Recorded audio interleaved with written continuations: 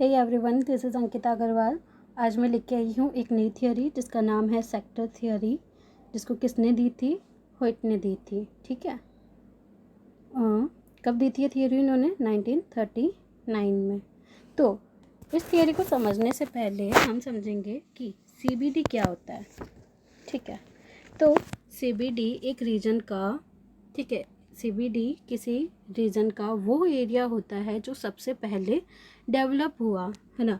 जैसे मैं राजस्थान का ही एक डिस्ट्रिक्ट एग्जांपल रखती हूँ, जैसे अजमेर है ना। अजमेर का जो एरिया है मदार वाला, है ना, वो सबसे पहले क्या हुआ? इस्टाब्लिश हुआ। ठीक है। और फिर धीरे धीरे हुआ, धीरे धीरे आगे अजमेर मदार के आगे वाला एरिया भी डेवलप होने लगा।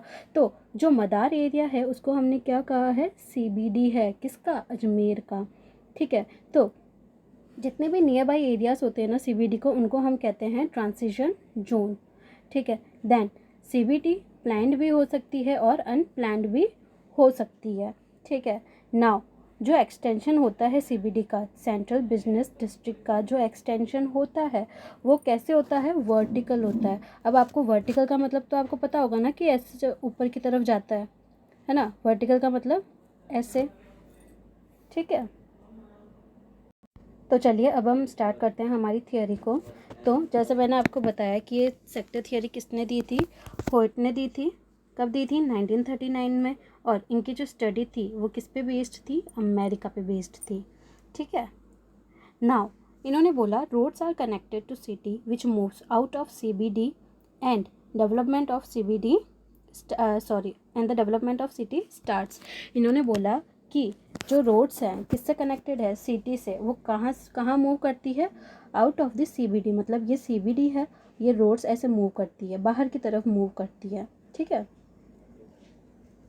Then it gives a star pattern to city. ये क्या करता है? स्टार पैटर्न देता है। स्टार पैटर्न आपको पता है ना, ऐसा कुछ पैटर्न्स होते हैं हमारी सिटी वगैरह के अंदर। कुछ टी शेप का होता है, कुछ एक्स शेप के, ये कुछ क्या होते हैं? ये पैटर्न्स होते हैं। तो ये जो सीबीडी वाला जो चीज़ है, ठीक है, ये जो रोड्स बाहर निकलती है सीबीडी की तरफ, ये कौन सा पैटर्न देती है? स्टार पैटर्न देती है। नाउ जो डेवलपमेंट है सिटी का, ठीक है, जो डेवलपमेंट है सिटी का वो ऑनगोइंग प्रोसेस होता है, मतलब इंक्रीज होता रहता है। लेकिन उसी जगह पे जो सीबीडी की इम्पोर्टेंस होती है, ठीक है, सीबीडी की इम्पोर्टेंस क्या होती जाती है? कम होती जाती है। जैसे हम कह सकते हैं जैसे जैसे डेवलपमेंट होता जाएगा वैसे वैसे सीबीडी की इम्पोर्टेंस क्या होती जाएगी? कम होती जाएगी। जैसे मैं आपको एग्जांपल देती हूँ कि जैसे पहले हमारे पास सिर्फ एक ही कपड़ा होता है ना, वो कपड़ा हमारा फेवरेट होता है। ठीक है। पर जैसे ही मुझे सोर्सेज मिलते हैं कि हाँ अब मैं एक कपड़ा और ख़रीद सकती हूँ, ठीक है, तो मैं क्या करूँगी? खरीदती रहूँगी। तो जो पुराना वाला कपड़ा था ना, या जिसको हम पुराने वाले कपड़े को मानते हैं सीबीडी, उसकी इम्पोर्टेंस क्या होती जाएगी? कम होती जाएगी। और मेरे कपड़ों का क्या होता जाएगा? मेरे वार्डरोब का क्या होता जाएगा? डेवलपमेंट होता जाएगा। उसके अंदर नए नए कपड़े भरूंगी मैं, है ना। तो इसी तरह से ये चीज़ भी होती है ना। Roads decide the pattern of cities. Roads क्या करती है? सिटी के पैटर्न को डिसाइड करती है। अगर जहाँ पे कुछ रोड्स स्टार पैटर्न के अंदर है ना, ज़्यादा स्टार पैटर्न के अंदर रोड्स है तो हम उसे कह देंगे कि स्टार पैटर्न की सिटी है ना। कहीं पे टी पैटर्न की ज़्यादा रोड्स होंगी तो हम कह देंगे टी पैटर्न वाली सिटीज़ है वो। ठीक है। तो रोड्स डिसाइड करती है सिटी के पैटर्न को ना। फिर व्हाइट ने एक चीज़ और बोली कि जो हायर क्लास पीपल है ना, जो पैसे वाले लोग हैं, वो कहाँ पर रहेंगे? ईस्ट की तरफ रहेंगे। ठीक है। और जो लोअर क्लास, जो गरीब लोग हैं या मिडिल क्लास लोग हैं, वो किस तरफ रहेंगे? वेस्ट की तरफ रहेंगे। ठीक है। Now in each sector high और lower residential areas will be found. उन्होंने बोला कि हर सेक्टर के अंदर, ये हो गए सेक्टर्स, हर सेक्टर्स के अंदर क्या होगा? लो और हाई रेसिडेंशियल एरियाज मिलेंगे। Now what are residential areas? Residential areas housing area होते हैं जहाँ पे बहुत सारे घर मिलते हैं। ठीक है। जहाँ पे बहुत सारे घर बने हुए होते हैं उसे हम कहते हैं रेसिडेंशियल एरिया। ठीक है। तो इन्होंने बोला कि बहुत सारे, या तो हर सेक्टर के अंदर लोअर रेसिडेंशियल एरियाज़ भी मिलेंगे और हायर रेसिडेंशियल एरियाज़ भी मिलेंगे। जैसे आप किसी भी जगह पर रहते हैं, ऐसा तो है नहीं कि सब अमीर अमीर लोग ही रहेंगे किसी एक जगह पे, नहीं, वहाँ पे गरीब लोग भी रहेंगे, मिडिल क्लास लोग भी रहेंगे और अमीर लोग भी रहेंगे। ठीक है। Now road side development for those who can by high rate properties, इन्होंने बोला कि रोड साइड जो डेवलपमेंट होता है वो सिर्फ किन लोगों के लिए होता है जो अच्छी प्रॉपर्टीज़ खरीद सकते हैं। जैसे इंडिया के अंदर भी ये चीज़ होती है कि रोड्स के पास जो घर होते हैं या रोड्स के जस्ट बाहर वाले जो घर होते हैं वो क्या होते हैं, महंगे होते हैं। ठीक है, अब उन महंगे घरों को कौन खरीद सकता है, जिनके पास बहुत सारे पैसे हैं, है ना। तो और जो गली के अंदर या थोड़े दूर, बहुत ज़्यादा दूर रेजिडेंशियल एरिया से भी बहुत ज़्यादा दूर घर होते हैं, है ना, तो वो घर क्या होते हैं, सस्ते होते हैं, है ना। तो इन्होंने यही बोला कि रोड साइड डेवलपमेंट सिर्फ वही लोग कर सकेंगे जिनके पास प्रॉपर्टी होगी, ठीक है, या जो प्रॉपर्टी खरीद सकते हैं। नाउ आई होप कि आपको इतना समझ में आया है। ये बेसिक इंट्रोडक्शन था इनकी थियरी का। अब हम चलेंगे इनके सेक्टर्स के ऊपर, ठीक है, कि इन्होंने कौन कौन से सेक्टर्स इंक्लूड किए हैं अपनी थियरी के अंदर। तो सबसे पहला जो सेक्टर है वो है CBD। नाउ CBD का मतलब मैंने आपको वीडियो के स्टार्टिंग में समझाया है, सेंट्रल बिजनेस डिस्ट्रिक्ट, ठीक है। ये कहाँ पर होता है, सिटी के सेंटर में होता है। और रोड्स क्या करती है, अदर जोन्स को कनेक्ट करती है, जिससे क्या होता है, सिटी का डेवलपमेंट स्टार्ट हो जाता है। जैसे इस डायग्राम के अंदर देखिए, ये जो बीच वाला है ये CBD है। अब यहाँ से क्या होने लग गई, रोड्स वगैरह निकलने लग गई, है ना। ये देखो इतनी सारी रोड्स वगैरह निकलने लगी, ठीक है। तो इससे क्या हो रहा है, सिटी का डेवलपमेंट स्टार्ट हो गया, ठीक है। नाउ यहाँ जो CBD की जो लैंड होती है ना, वो क्या होती है, एक्सपेंसिव होती है और लिमिटेड भी होती है। सेंटर के अंदर चीज़ें क्या होती है, महंगी होती है।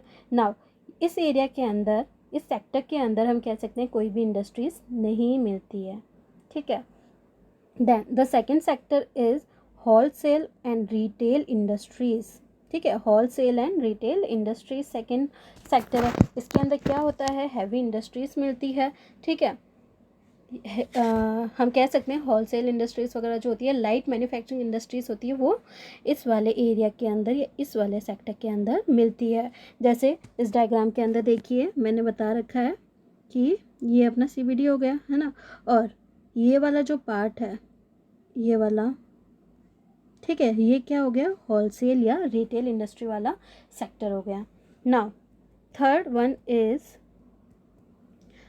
लो क्लास रेसिडेंशियल एरियाज़। अब लो क्लास रेसिडेंशियल एरियाज़ के अंदर कौन कौन से लोग आते हैं, ठीक है। यहाँ पे मैन्युफैक्चरिंग इंडस्ट्रीज़ मिल जाएंगे। न्यूक्लियर फैमिली सबसे ज़्यादा इस एरिया के अंदर मिलती है। न्यूक्लियर फैमिलीज़ का मतलब आई होप आप लोगों को पता होगा, आपने नर्सरी क्लास में भी आप लोगों को पढ़ाया जाता है कि न्यूक्लियर फैमिलीज़ क्या होती है। पर स्टिल अगर आपको नहीं पता तो मैं आपको बताती हूँ कि न्यूक्लियर फैमिलीज़ वो फैमिलीज़ होती है जहाँ पे 4 से कम लोग रहते हैं, है ना, 2 मम्मी पापा और 2 बच्चे, ठीक है, इसको कहते हैं न्यूक्लियर फैमिलीज़। नाउ पीपल क्या करते हैं, इस जोन से दूसरे जोन की तरफ, या हम कह सकते हैं लोअर क्लास रेसिडेंशियल एरिया से मिडिल क्लास रेसिडेंशियल एरिया की तरफ मूव करते हैं। क्यों मूव करते हैं, ताकि अपना लिविंग स्टैंडर्ड को इम्प्रूव कर सके, ठीक है। Then the fourth one is middle class residential areas. Middle class residential area में देखो ये वाला एरिया, ठीक है। तो यहाँ पे क्या करते हैं, इसमें भी लोग दूसरे जोन के अंदर मूव करते हैं, क्योंकि यहाँ पे लैंड क्या होती है, बड़ी एक्सपेंसिव होती है, ठीक है। Then the last one is high class residential area which is this one, जो CBD से डायरेक्ट बाहर निकलती है। नाउ पीपल क्या करते हैं, यहाँ से CBD की तरफ माइग्रेट करते हैं। क्यों माइग्रेट करते हैं, क्योंकि ये लोग अफोर्ड कर सकते हैं, है ना। अब जैसे मैं राजस्थान से दिल्ली की तरफ जा रही हूँ पैसा कमाने के लिए, कुछ भी मेरा रीज़न हो सकता है, मैं वहाँ पे क्यों मूव कर रही हूँ, क्योंकि मेरे पास पैसा है ना। Then very high class people live here, यहाँ पे बहुत हाई क्लास के लोग रहते हैं, जैसे हम कह सकते हैं बड़े बड़े अमीर लोग यहाँ पे रहते हैं, है ना। ये कहाँ पर मिलता है, it is found at the outer as of the industries.